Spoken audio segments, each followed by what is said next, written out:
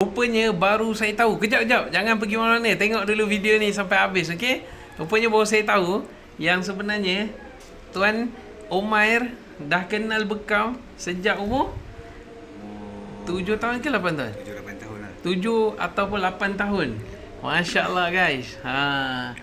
Boleh cerita sikit macam mana sejarah boleh kenal Bekam Al-Yakin ni?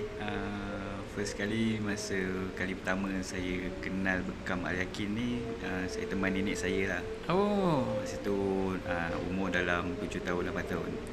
Waktu tu nenek berbekam dengan nenek berbekam dengan mak saya lah, Umi kan. Umi. Di kampung Paya Rumput tu ya, lah. betul. Tahun 2002 kan? Lebih kurang tahun 2002, 2003 macam tu. Saya umur 14 tahun waktu tu. Waktu tu saya umur 7 tahun. 7 tahun Jadi tu jadi juga. InsyaAllah.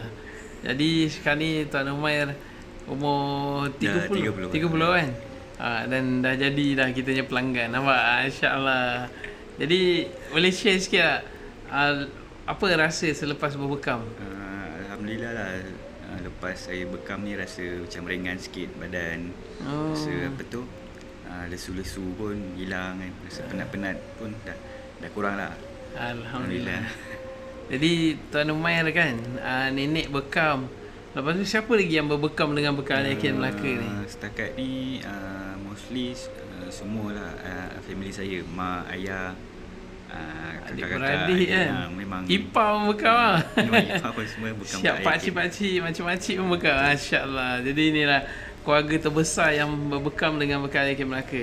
Terima kasih banyak diucapkan kepada Umair, keluarga Umair. Mudah-mudahan semuanya akan dapat balasan kebaikan dunia dan akhirat. Panjang umur, semua sihat selalu. Jadi jangan lupa Bekam Al-Yakin Melaka, pilihan terbaik warga Melaka. Assalamualaikum. Waalaikumsalam.